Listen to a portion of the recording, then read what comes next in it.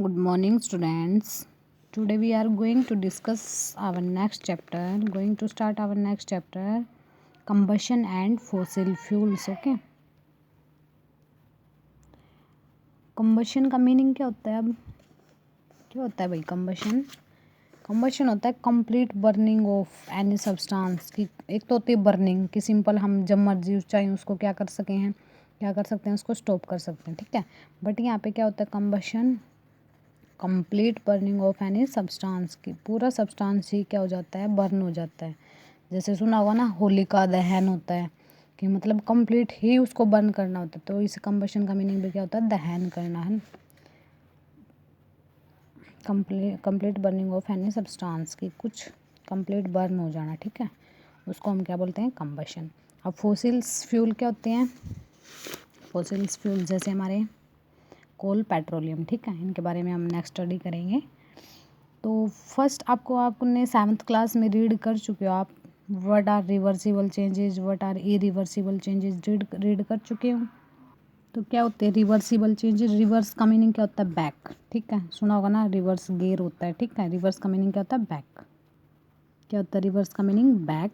तो the changes that can be back to their initial state,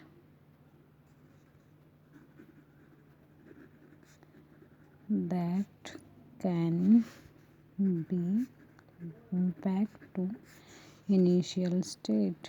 कि जो हमारा अपनी इनिशियल स्टेट का, इनिशियल का मीनिंग क्या होता है कि जो उसकी स्टार्टिंग की स्टेज थी, ठीक है, उस स्टेज में वो क्या आ सकते हैं, वापस से कन्वर्ट हो सकते हैं, ठीक है।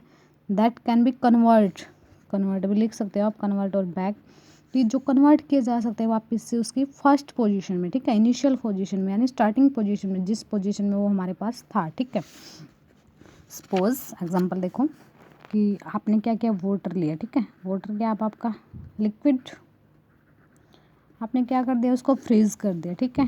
फ्रीज कर दिया यानी क्या कर दिया, उसका टेम्परेचर लो कर दिया, ठीक है, अबाउट 0 डिग्री सेल्सियस, ठीक है। तो आपका जो वाटर था, वाटर किस में कन्वर्ट हो गया, आइस में। आइस क्या, अब सॉलिड, ठीक है। फिर आप क्या कर सकते हो, मतलब ये तो हमारा एक चेंज हो गया, ठीक है। वाटर से किस में कन्वर्ट हो गया, हमारा आइस में चेंज हो गया, ठीक है। अब आइस से भी तो फर्दर हमारा आइस से भी तो हमारा वाटर बन सकता है दोबारा से। अब आपको पता है कैसे बनेगा, आप क्या कर दो, टेम्परेचर इंक्रीज़ कर दो, ठीक है। या फिर नॉर्मल आप फ्रिज से ही बाहर निकाल के रख दो, तो क्या हो जाएगा, आपका जो वाटर, जो आइस है, आइस किस में कन्वर्ट हो जाएगी दोबारा से, वाटर में, ठीक है। अब मतलब कोई केमिकल प्रॉपर्टीज़ थी जो हमारे सब्सटेंस की जो प्रॉपर्टीज़ थी, कोई चेंज नहीं हुई। वाटर था, वाटर ही रहा, ठीक है। वाटर के मिल्क नहीं बना, कुछ और नहीं उसके अंदर ऐड हुआ, ठीक है। वाटर था, वाटर ही दोबारा क्या हमें वापस से मिल गया।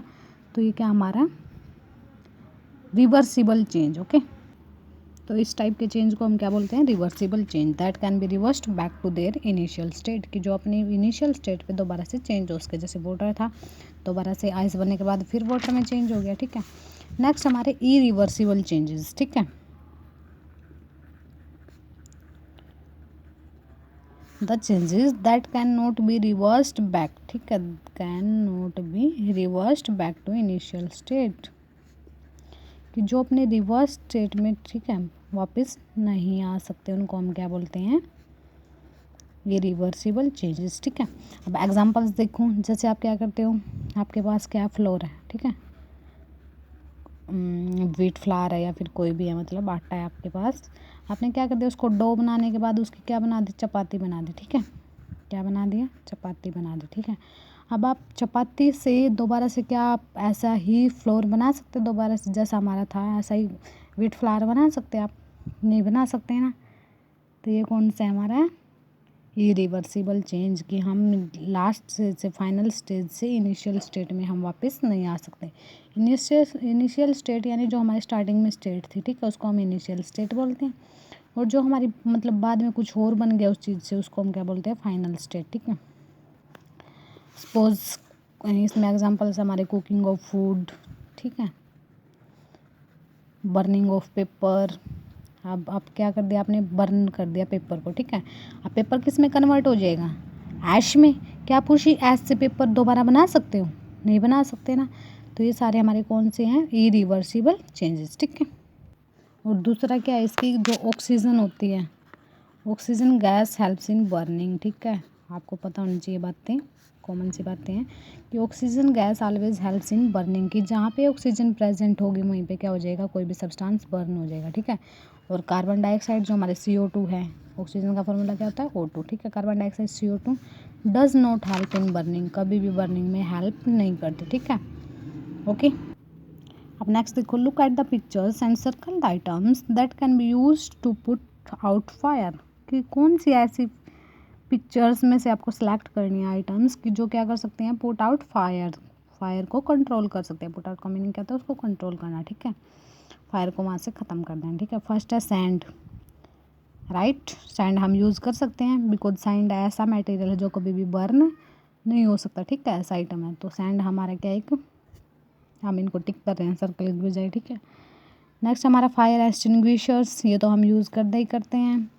अब नेक्स्ट हमारी हाइड्रोजन, हाइड्रोजन गैस को भी हम यूज़ कर सकते हैं बिकॉज हमारी जो बर्निंग में कौन सी गैस हेल्प करती है, ऑक्सीजन, तो ऑक्सीजन को छोड़ के हम मतलब ऑलमोस्ट सारी गैसेस का हम यूज़ कर सकते हैं। कार्बन डाइऑक्साइड और भी बेस्ट रहते हैं, ठीक है।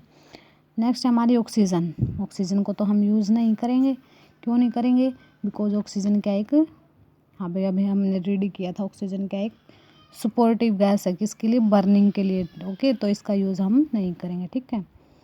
वाटर, वाटर का वैसे हम यूज़ कर लेते, ठीक है, यूज़ करते हैं हम, वाटर का ही करते हैं वैसे तो, बट वाटर का यूज़ हमें कई जगह नहीं करना चाहिए बिकॉज अगर बड़ी बिल्डिंग है तो उसमें क्या होता है, इलेक्ट्रिसिटी का कनेक्शन होता है, ठीक है, तो इलेक्ट्रिसिटी से क्या हो जाएगा, फिर वो हमारी करंट का चांसेस ज़्यादा होंगे। कैरोसिन ऑयल को यूज़ कर सकते हैं, नहीं कर सकते ना। Next our first topic of this chapter is combustion, okay, first topic is combustion. Combustion क्या होती है, the process of burning a substance in the presence of air और ऑक्सीजन, की प्रोसेस होती है किसी भी सब्सटेंस के बर्न करने की, ठीक है, इन द प्रेजेंस ऑफ एयर और ऑक्सीजन, की एयर की प्रेजेंस में, बिकॉज एयर में तो क्या प्रेजेंट होती है, ऑक्सीजन तो प्रेजेंट होती है, ठीक है। With the evolution of heat and light, कि जब भी बर्निंग होती है तो किस किस की इवोल्यूशन होती है, हीट एंड लाइट। इवोल्यूशन मतलब इवोल्व होना, वहाँ से बाहर निकलना, तो क्या बाहर निकलता है वहाँ से, हीट एंड लाइट, ठीक है।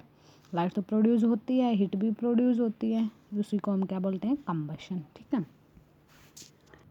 अब नेक्स्ट है हमारा इसके अंदर कंबस्टिबल सब्सटेंस, ठीक है। कंबस्टिबल सब्सटेंस क्या होते हैं, वैसे तो कंबशन से पता ही चल ही रहा है, combustion means burning of A substance in the presence of air और ऑक्सीजन, ठीक है।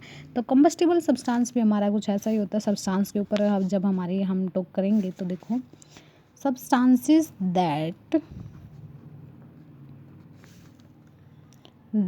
Burn in the presence of air or oxygen,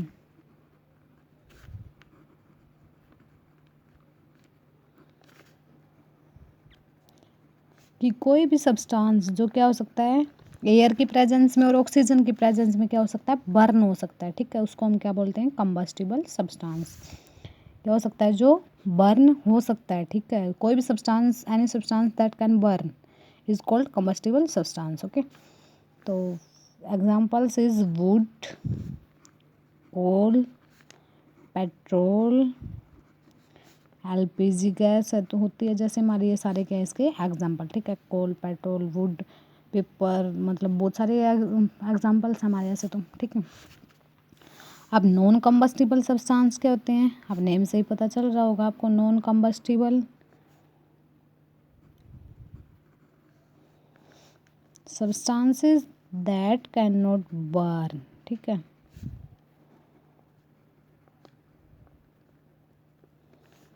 that cannot burn या that do not burn in the presence of air और oxygen, कि कितने भी वहाँ पे ऑक्सीजन प्रेजेंट हो, ठीक है, कितनी भी ऑक्सीजन मर्जी प्रेजेंट हो पर वो सब्सटेंस बर्न नहीं होते, ठीक है। तो any substance that can not burn in the presence of air और ऑक्सीजन, ठीक है, is called non combustible substance, की जो बर्न नहीं हो सकता उसको हम क्या बोलते हैं, नॉन कंबस्टिबल सब्सटेंस। एग्जाम्पल है जैसे वाटर, वाटर में देखिए कभी वाटर को बर्न होते नहीं देखा ना, ऐसे सैंड, सीमेंट, ठीक है, ये सारे हमारे क्या है, एग्जाम्पल्स है किसके, नॉन कंबस्टिबल सब्सटेंस के, that can not B burn, ठीक है। अब एक यहाँ पे एनी सब्सटेंस, देखो यहाँ पे any substance will catch fire only when it attains the ignition temperature, कि कोई भी सब्सटेंस कब फायर कैच करेगा, जब वो क्या कर लेगा, अपना इग्निशन टेम्परेचर क्या कर लेगा, अटेन कर लेगा। ठीक है, अब इग्निशन टेम्परेचर क्या होता है भाई, देखो इग्निशन टेम्परेचर क्या होता है, द टेम्परेचर एट